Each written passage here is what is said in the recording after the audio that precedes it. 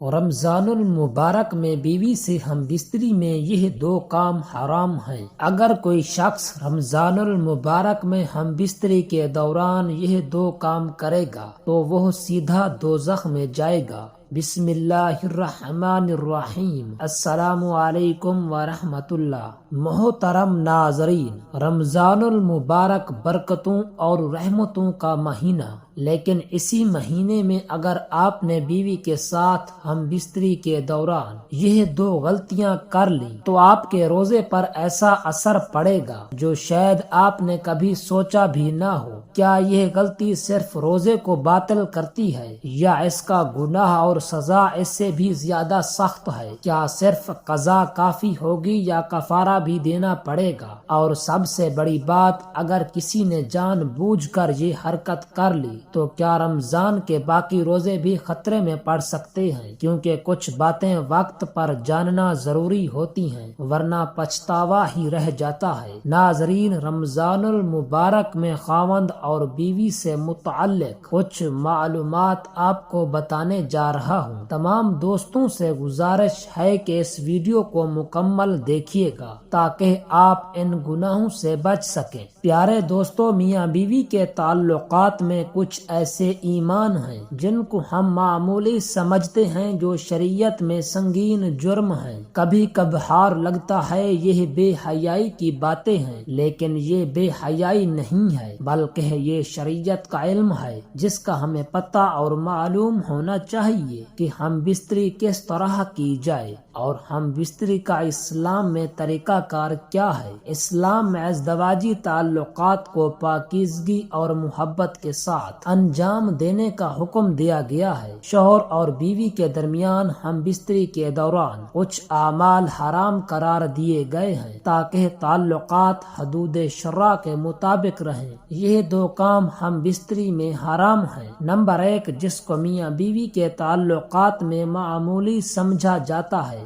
وہ یہ ہے کہ بیوی کا اپنے شوہر کو ہم بستری سے انکار کرنا، اپنے شوہر کو اپنے نزدیک آنے سے انکار کرنا۔ میرے پیارے ناظرین، حضور اکرم صلی اللہ علیہ وآلہ وسلم نے فرمایا، شوہر جب بیوی کو ہم بستری کے لیے بلائے تو عورت پر واجب ہے کہ وہ فوراً اپنے شوہر کی بات مان لے، ماں سوائے شرعی عذر کے۔ شرعی عذر کی وجہ سے بیوی انکار کر سکتی ہے، یعنی ایسی کوئی شرعی مجبوری، مثلاً حیض، ماہواری، نفاس وغیرہ ہو۔ اس معاملے کو خواتین جو بیویاں ہیں اپنے شوہر کو حق دینا چاہتی ہیں وہ اس بات کو مد نظر رکھیں، جب اس معاملے میں کوتاہی ہوتی ہے تو انسان دوسری جگہ اپنی خواہش پوری کرنے جاتا ہے اور یہ بات بھی بیوی برداشت نہیں کر سکتی۔ اس لیے شریعت نے اس معاملے کی اہمیت بیان کی ہے۔ حضور اکرم صلی اللہ علیہ وسلم نے فرمایا، جب شوہر اپنی بیوی کو ہم بستری کے لیے بلائے اور بیوی انکار کر دے اور شوہر اپنی بیوی سے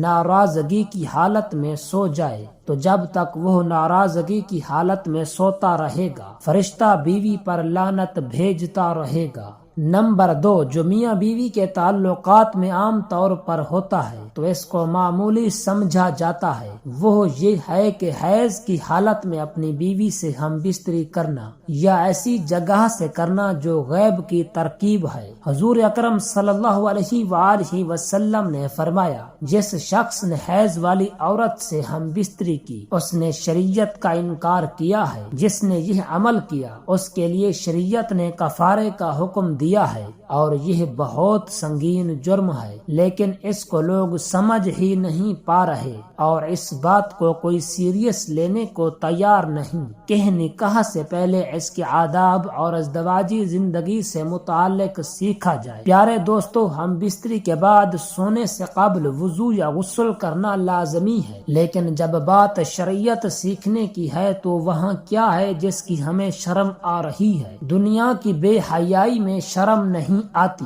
لیکن شریعت سیکھتے ہوئے یا شریعت کی بات کرتے ہوئے ہمیں شرم آتی ہے۔ بیوی سے ہم بستری کتنے دنوں کے بعد کرنی چاہیے؟ طبی ماہرین کی رائے طبی ماہرین کہتے ہیں کہ ایک ہم بستری سے دوسری ہم بستری میں اتنا وقفہ ہونا چاہیے جس سے قوت مردانہ میں کمی واقع نہ ہو، اور جب بھی ہم بستری کی جائے اس سے حقیقی لطف حاصل ہو۔ حقیقی لطف حاصل ہونے سے مرد کی جنسی قوت کمزور نہیں ہوتی اور عورت بھی مطمئن اور خوش رہتی ہے۔ طبی لحاظ سے 3 سے 4 دن بعد ہم بستری کرنی چاہیے۔ 3 دن بعد سپرم بنتے ہیں اور 4 دن بعد تحلیل ہو کر جسم کا حصہ بن جاتے ہیں، کیونکہ اس لیے دن میں 2 بار یا روزانہ ہم بستری کرنے سے چند ہی روز میں شدید کمزوری کا مرض لاحق ہو سکتا ہے اور اکثر جوڑوں کا پانی ختم ہو جاتا ہے۔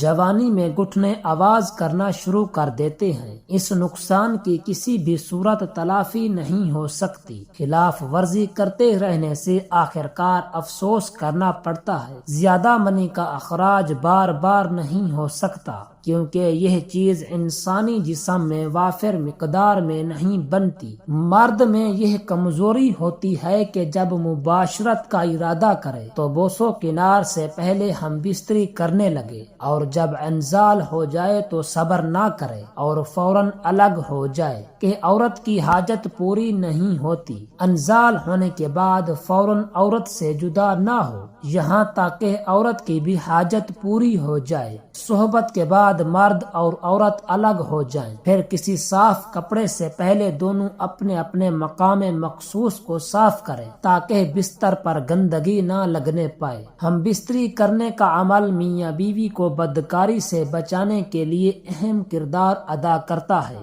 یہ ایک فطری عمل ہے اور حرام کاموں سے بچنے کے لیے بہت بڑی ڈھال ہے، کیونکہ اسلامی و شرعی اصولوں سے عدم واقفیت کی وجہ سے اس جائز و حلال عمل میں بھی حرام اور گناہوں کا ارتکاب ہوتا رہتا ہے۔ بیوی سے ہم بستری کے بارے میں یہ ایسے سوال ہیں جو سب سے زیادہ پوچھے جاتے ہیں، کیونکہ بہت سے لوگ اس بارے میں سوال کرتے ہیں۔ کچھ لوگ اپنی بیوی سے ہر روز ہم بستری کرتے، کچھ لوگ ہفتے میں 1 بار ہم بستری کرتے ہیں، اور کچھ لوگ ڈر کے مارے مہینے میں صرف 1 بار ہی ہم بستری کرتے ہیں۔ یہ ساری صورتیں نقصان دہ ہیں۔ اب صحیح صورت کیا ہے، یہ جاننے سے پہلے ہم بستری سے متعلق کچھ مفید معلومات آپ کے سامنے پیش کرنے جا رہا ہوں۔ اس کے بعد انشاءاللہ تعالی بتایا جائے گا کہ کتنے دنوں بعد شرعی حق ادا کیا جائے۔ میرے محترم ناظرین، مرد خود پورا برہنہ نہ ہو اور نہ عورت کو مکمل برہنہ کرے کہ حدیث پاک میں اس کی ممانعت فرمائی گئی ہے۔ نیز اس حالت میں نہ منہ قبلہ کی طرف ہو اور نہ پیٹھ قبلہ کی طرف ہو، اور فارغ ہونے کے بعد فوراً جدا نہ ہو،